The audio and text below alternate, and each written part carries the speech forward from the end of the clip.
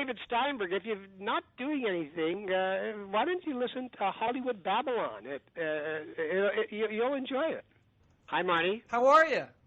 Good. How you doing? Well, it's a great thrill to have you on. You're somebody that, as a comedian, I've watched and admired since I was a kid. I know that thrills you to hear that.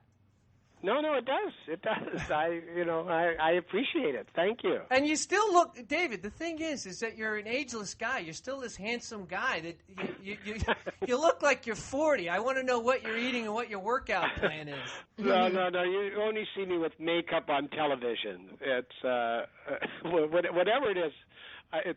I'm happy with whatever it is. I take it. At my age, I take any compliment and run with it. Attaboy. Now, but I have seen you in person. I see you walking your dog. I live on Swall in Beverly Hills, and I've seen you walk your dog past my street. And I always do a double take. I was like, boy, that looks like David Steinberg. It is David Steinberg. Oh yeah, well we eat. Well, I one of my. There is no secret, but I'm a vegan. Are you? So we eat in. Yeah. So I eat in a restaurant that's right there, right around the corner from you, Miss Shelley, which I could get tofu and something to eat actually in a restaurant. All right. You didn't know I was stalking you. You just thought you were coming on the show. No, I did not. Nice. Well, you saw my beautiful, the biggest poodle you've ever seen. That's a poodle I walk with. That's Izzy. It's huge, and I'm happy to report you were not kicking the dog. Good. You were behaving beautifully. Good, thank you. Now, tell us about your new show. The sit-down comedy show? Yes. Well, it's in its second season now. And it's just me and comedians talking in front of an audience. And the first season was Marty Short and John Lovitz and Larry David and Mike Myers, Jerry Seinfeld, Newhart, and Seinfeld was the second season. Jon Stewart, Jerry Seinfeld, Gary Shandling, Roseanne Barr. Ray Romano was the second season, so it's very high-end, stars, which I'm thrilled with that they're willing to do this with me. So. And where can people see the show? Well, I shoot them wherever everyone is. So we've been shooting them at UCLA. Right. In Los Angeles, and at the John Jay Auditorium in New York is where I shot some of them here. And the show's been on TV Land for the last 2 seasons, and I'm not sure if we're going to be there for another season, but there's good chance that it'll move somewhere else. Mm. How do you enjoy it? So much. It's two comedians, and it's not like I'm James Lipton and do a lot of research. Thank God. So I don't do any of that. It's just us talking. The concept of the show, Marty, is to show your craft by being funny. Tell me about your life or about anything, whatever goes on between two comedians talking. But let's not talk about your craft and how you do it and how you prepare and all of that. Just something that I don't want to do. But I do like to know, where they started, who was funny in their family. It's totally improvised conversation. And as a result, and it's an hour. It's 42 minutes is what an hour is these days on television, and it's just been great. Every one of these guys and the women have just been spectacular because they're great in front of an audience. Yeah, but David, don't you think part of it is that you're just talking to them, you're having a conversation, and in doing that they feel more comfortable, and maybe you're revealing part of yourself so that they're not in it alone, and it's very different than a reporter just hitting you with question after question after question. Yes, it is. Before you go out, it's a little bit daunting because it's a big audience, and you have to be funny. There is no other yardstick. So, and you have to be funny, unprepared. But yes, I think that certainly they feel connected to me in that we've all been through the same thing. We've all died on stage many, many times. The thing about comedians is, especially stand-up comedians, you don't get better without failing in front of an audience. Mm-hmm. Yeah, no, I agree with you. I say the same thing, but I saw Elaine Boozler interviewed one time, and she was talking about how she had never had a bad show ever, and I just stood in, looking at the screen in amazement, because I don't see, having, done it for many years, I don't see how it's possible. So, and especially when you're starting out, you can't find yourself without not working on stage for a long time. Exactly. I mean, an audience is, someone like Seinfeld, who is such they're all such great comedians. Jerry especially, like a Swiss watchmaker. His material so elegant. But if he goes on stage now that he's known, so the audience knows that he's funny, and they'll laugh at whatever he's saying. Right. But if he tries a new piece of material, a brand new piece of material that he's just written and hasn't tried, that audience, it will feel different, and they will not respond in the middle of this great performance. Just because they won't respond because he's Jerry Seinfeld, and they will not respond if it doesn't live up to the other material, and it never can, because you haven't worked it out in front of an audience enough. So you have to work out your material in front of an audience. So I really don't know. Elaine Boozler, she's talking about after she created herself. Once you found yourself, then you have pretty good shows after that. Well, I think sometimes people have amnesia, as to who they are, and because yes, I used to, for me, and the great thing about doing this show is my heroes, guys like you. Sure. And then we had, Robert Klein was on a couple weeks ago, and it's very exciting. But I used to go to the Improv and study the comics, and I used to go every week, and I used to see Seinfeld every week. Okay, I used to see Bill Maher every week, and Bill Maher used to die every week because he'd have this slick political humor, and it was very, very opinionated. But people would look at him like, "Who the hell are you? Why should I be listening to you?" But now, like you say, he can go on stage and he can say "boo," and they get nuts because it's Bill Maher. So it took time for him to develop that. Larry David had never done a real live show as himself when he did the interview with me on my show. And Larry David was, as a stand-up comedian, was a disaster. Right. But his material was sensational. Right. And it was because the audience didn't know him. Well, when he came on to do my show, he was just talking, and he was brilliantly funny. And he couldn't get over the response from the audience. He said it was one of the best experiences he's had in his career, really, because all of a sudden, what he didn't realize is now, since Curb Your Enthusiasm has been on the air, people knew him. Right. And the last time he did anything funny in front of an audience, they didn't know him. They wouldn't give him the time of day. So. Now, what's he like to work with? Because I know you're directing Curb Your Enthusiasm, and I saw an episode a couple nights ago that was hysterical that you directed. What's he like to work with? Because I know the show is highly improvised. So how is he to work with, and is he improvising the entire time? Well, the story is written by Larry, so he knows. So it takes 10 months for him to get that story written. Right. And basically, if Larry had to describe himself, he'd describe himself as a writer more than anything else. Right.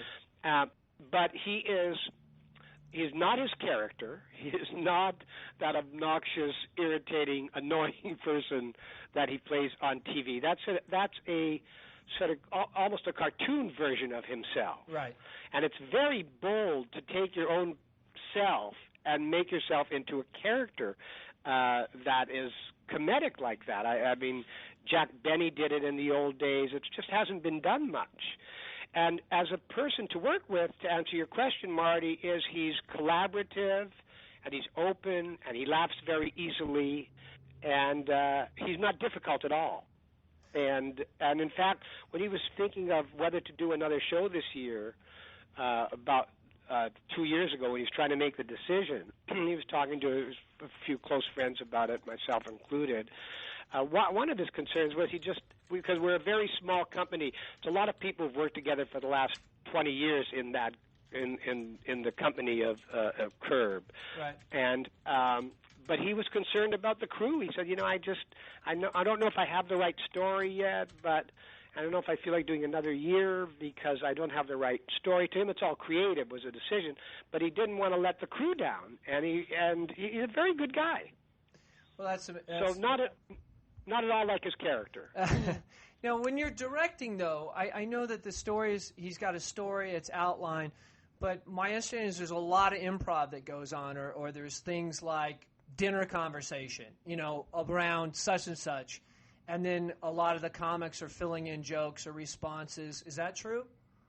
Yeah, the dialogue is improvised, but it's improvised around beats. So the actor that you're working with, for instance, if it's Susie Essman and Larry or Cheryl and Larry, they know what the scene is supposed to be about, both of them.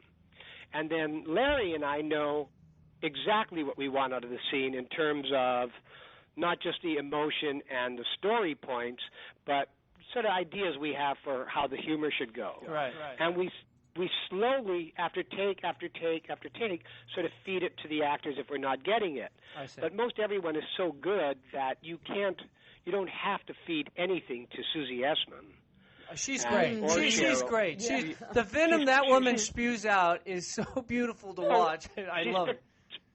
She's spectacular, and so is Jeff Garland. I mean, these guys are as good as improvising as you get. When Larry did the first show 7 years ago, it was out of control, and he couldn't get it edited. And I was on a pilot, and he said, "You've got to come and do the second show." And I said, I can't. I've got a pilot. And anyway, I put it off, and I saw what he was doing, and he didn't. I had come from Second City. He knows we know each other so well, so he knows my background. But he didn't, at that time, know that you have to let the actors know what the scene is about. Right. So they were just improvising freely, and it was just impossible to edit. Right. So it wasn't a structured improv.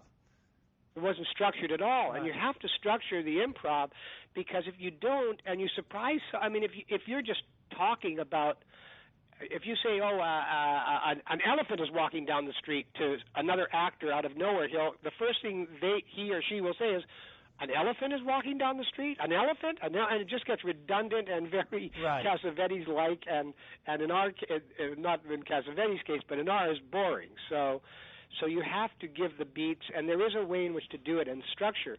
As a director, having directed a lot of comedy on television, it's the most fun directing because you're in the writing of the scene as it's happening, which is great fun.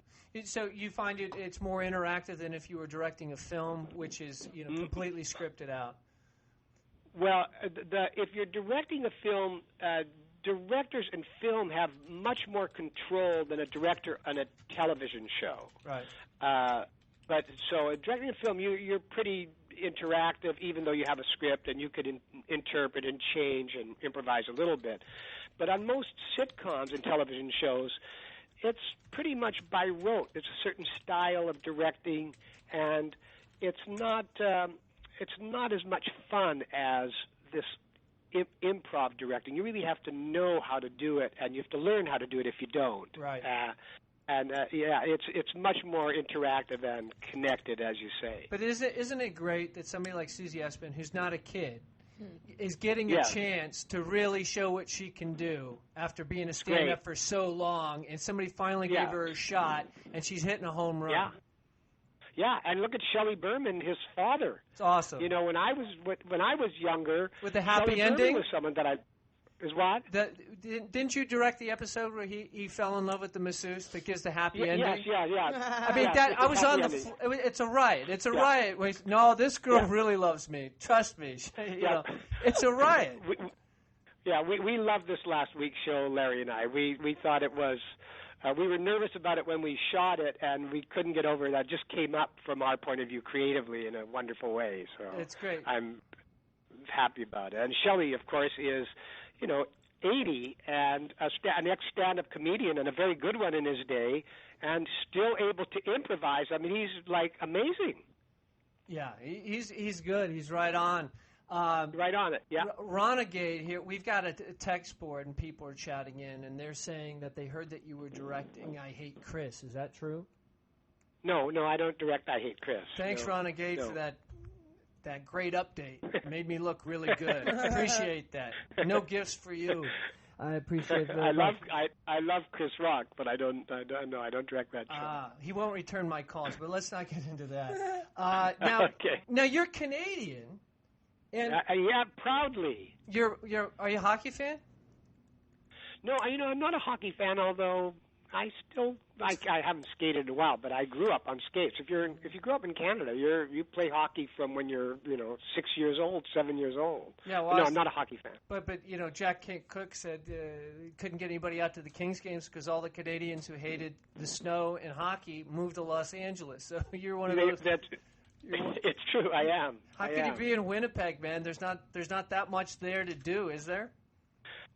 Winnipeg is, whenever I tell people I'm from Winnipeg, people in the States know so little about Canada. They usually say, oh, well, the skiing must be great. Yeah. And Winnipeg is like the flattest place on earth. It's rolling plains. The manager of the Winnipeg Jets, when they moved to Phoenix, they used to say to him the same thing they say to me. Oh, well, you got the mountains there and all that. He said, let me tell you about Winnipeg. He said, when your dog runs away, you can watch him go for 3 days. It is totally flat. Yeah. And barren, but it is a great place to grow up. The people of Winnipeg, in particular, Winnipeg is like the Brooklyn of Canada. A lot of bookies, a lot of doctors, a lot of Pulitzer Prize winners. It's an amazing community for how desolate it looks from the air and even when you're there. But great place to grow up, actually. Really? Well, Canadians are always I was a hockey player, and so I've known a lot of Canadians, and Canadians are always the friendliest, the biggest partiers. They're as long as you're not French Canadian, you're okay. It's true. It's true. And they're the moodiest people on the planet. They are moody is the kindest thing. Yes, it's true. But Canadians in general it's a great country. I mean, when you go there, you feel that it's a different country, and people are wonderful, and they're sort of content with their lives. Yeah. And and the comedy community from Canada is astonishing. How many people came out of there? It really is amazing. Now, I got to tell you, I know you had a show a long time ago in Canada, your own show. Yes. And there's a guy here in town that I just did a film, and he was a story consultant on, actually. And I told him you were coming on, and I don't think he's going to be able to call in, and I hope you remember him, but his name is Len Glasser, and he was an animator. Oh, of course. Len Glasser, he's brilliant. He's like an animator. Yeah. Yeah, and he's wonderful. Yeah, he did... He did not a show that I did with John Candy and Marty Short, but another show I had, and he created wonderful animation. He's so talented. Yes, I love Len Glasser. Well, he told me to make sure that he told you hello, and he wished that he could call in. He wanted to talk to you, but he was just a script consultant, and he was invaluable on a film that I did, just little certain plot points. And guy really is a master at certain story elements. That it's nice to have that experience. Yeah, he's like a gifted sort of animator. In fact, everything that he drew for me and anything I did, I always saved, and it still holds up. But yeah, he's the best. Really? Yeah, he's working as an artist now, so he's a fantastic artist. But how great! Now, what I wanted to ask you about, because I heard, and I don't know if this is true, but are you also a rabbi? No, I'm not a rabbi. I went to rabbinical school when I was younger. Okay. And when I was 15, I was at a yeshiva, at an Orthodox yeshiva from 15 to 17, actually, to 18. And so I was there, so I draw a lot of that stuff. But no, I was not. No, and it was Orthodox, so they wore everyone had the yarmulkes and the payas, the long ear locks, and all of that, and I was sort of a rebel. I always thought of myself as the Mick Jagger of the yeshiva. That's great. Mick Jagger. That's the rebel. Yeah, the rebel. Well, I was telling a story earlier. Last night I went to, the American Jewish University here in L.A. up on Mulholland. And, yes. And I had a friend of mine who's an actor who said, I got tickets to go see these poets laureate speak. there. Do you want to come? And they're Jewish Nobel laureates in literature. And I said, wow, sounds great. Let's go. So, we have on our jackets and ties. We're ready to go. Long story short, there's some kind of misunderstanding. I wind up in a class at the Jewish University with like 6 old Jewish people and a guy doing a slideshow projector, and I'm Irish, and he's talking to me the whole time, talking about our people. And I'm like just nodding the whole time, so you're right. By the end of it, I wanted to start, David. I was like, we've been treated unfairly. Let's go somewhere. Let's do something about it. So I think it was a recruiting mission, and I fell prey to it, and I had a good time. That's hilarious. So anything you need to know about Henri Bergson or Saul Bellow, I'm your guy. It's actually a great episode for you guys. But. Yes.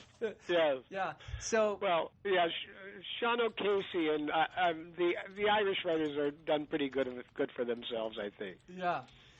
James Joyce, not bad. George Bernard Shaw, we get by okay. The funny thing to me is that we were talking about groups and how they excel in certain areas, and. When you look at Jewish people, there's a real sense of family and a real commitment to education. And I think that's one of the reasons why 2% of the population is so successful in a myriad of areas, because everyone is allowed to reach their heights and their full potential, and you're accessing an entire population as opposed to a small percentage. What do you think? Yes, I think that's true. I mean, I do.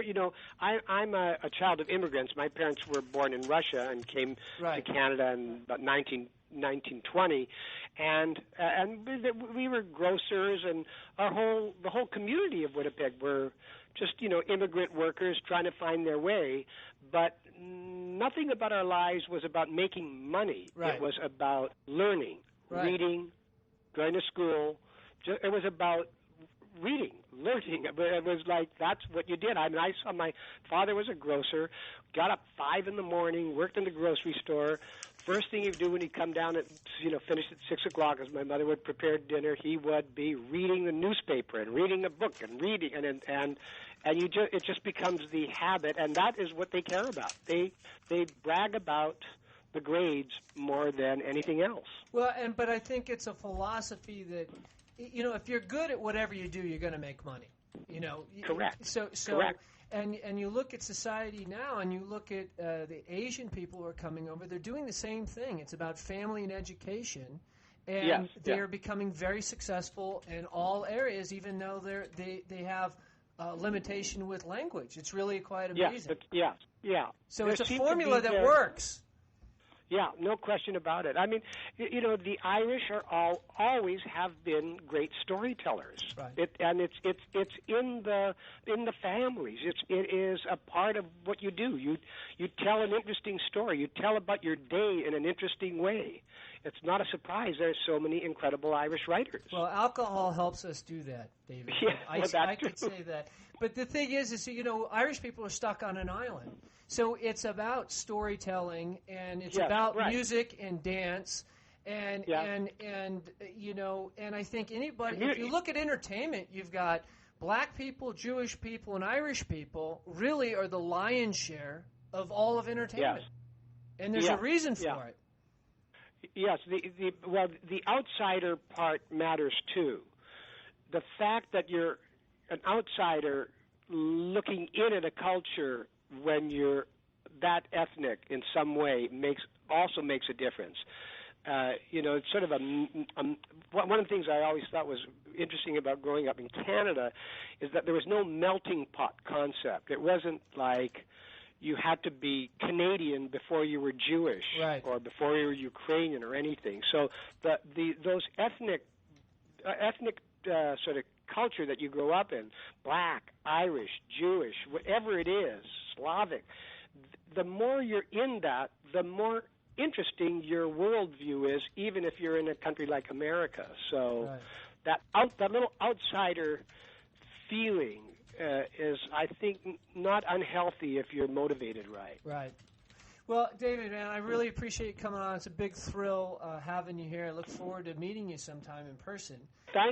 Well, thank you, Marty. If you see me walking my dog, don't scare me by running, but just walk up, and I'd love to talk. Yeah, I'm a pretty big guy. You don't want me to run it. What's going on here? Hey, before you go, can you give us some kind of station break saying this is David Steinberg and you're listening to Hollywood Babylon? You can make it funny if you want. That would be great. I doubt it, but I'll just say I don't want to put that kind of pressure on you, David.